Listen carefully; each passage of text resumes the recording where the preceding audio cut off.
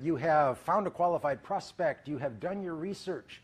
You have created rapport. That person is in love with you. All they want to do is buy your product. It's time to sell. So you want to do the demonstration. And this is how you show what you have is the solution to the problem. There's several approaches to the presentation. One is called stimulus response. This is more in retail situations for upselling, and upselling just means trying to get the customer to buy more than what they originally ordered. In the fast food industry, the classic example would be, do you want to supersize that? And the idea is with a stimulus response, the salesperson is trained to make an offer based on, so if you order a Coke, do you want to supersize that? If you order a burger, do you want fries with that? That's a way of kind of a program selling. Another approach to the presentation is the formula selling or the canned sales pitch.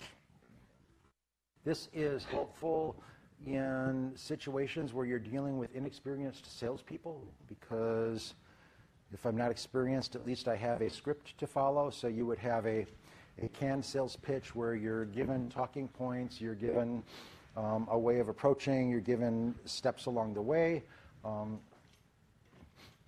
I just remember I sold vacuum cleaners for a very short while. And one of the tricks they taught us with the vacuum cleaners is the quarter trick.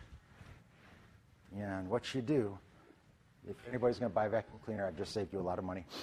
What you do is you want to show how good yours is compared to the others. And so you take a quarter, and you put the quarter on the carpet, and you take their existing vacuum cleaner, and you put it over the quarter, and you turn it on, and you turn it off, and you lift the nozzle off, and the quarter's still there. It's just a lousy vacuum cleaner. And then you take yours, and you put it on the quarter, and you turn it on, and you lift it up a little bit so that the air can get in, and it sucks up the quarter, and then you can say, see, ours is way better than yours. Again, canned presentation. And then if you don't sell, you have to call your sales manager before you're allowed to leave the house. But again, good for inexperienced salespeople, for training programs, just to give you something to start with. And then the one that we really want to focus on is the need satisfaction. This is the consultative selling. And there's, rather than selling is telling, this is more of a conversation. So the first stage of the presentation is not to tell, but to listen. You want to uncover what their needs are, what their problems are, what they actually need, because I can't solve your problem unless I know what it is.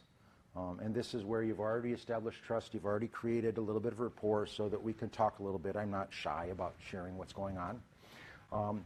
And there's I can get into this technique of, they call them open-ended questions and closed probes, is a way of focusing the conversation.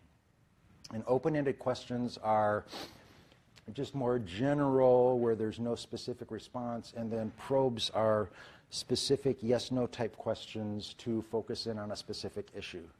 So for example, if I was in a job interview, I would say, what have you found has been the most important characteristic of the successful hires that you've had in the past? And they will say, well, I guess college education is important, and great. Does it matter which school they go to? Yes, no. Which schools have you been hiring from? So you can focus in and get the information without seeming to be pushy. And then, one of the rookie mistakes that people make in selling is you want to spend an appropriate amount of time uncovering needs before you try to move to the solution. Just the rookie mistake is, as soon as somebody says something that, oh, I've got that on my bag, we can do that, as opposed to listening to what else might be going on. And it's a way of destroying trust if you don't listen to people, right? When people cut you off, oh, I know what you're talking about. Doesn't that drive you nuts? So make sure that you listened, you really uncovered, and you have a good idea of what's going on before you move into the solution stage. And this is where you just talk about, well, if this is your issue, I think I could help you out here. And then there's another thing in sales, such as one of those We talked about dealing with rejection, which sounds so nice on paper. And another one is handling objections. I have never, ever in my life ever been in a selling situation where a customer said, "I object." Customers don't object. They ask questions. So, and the questions are, you need to be able to handle the questions. The first thing you want to do is restate the question. It does two things. One is it makes sure that you are understanding what the question was, and it also buys you a little bit of time to think about what your response is, and then you handle it. And it could be a matter of fact. If there's a misunderstanding about facts, that's very easy to answer. Well, I understand that. You know, that you prefer to be able to get it in blue. Were you aware that we have 5 shades of blue? Oh, I didn't know that. Well, let's go move on. The other kind is where perhaps there's an emotional reason why the person isn't wanting to respond to you, and the questions are just a smokescreen.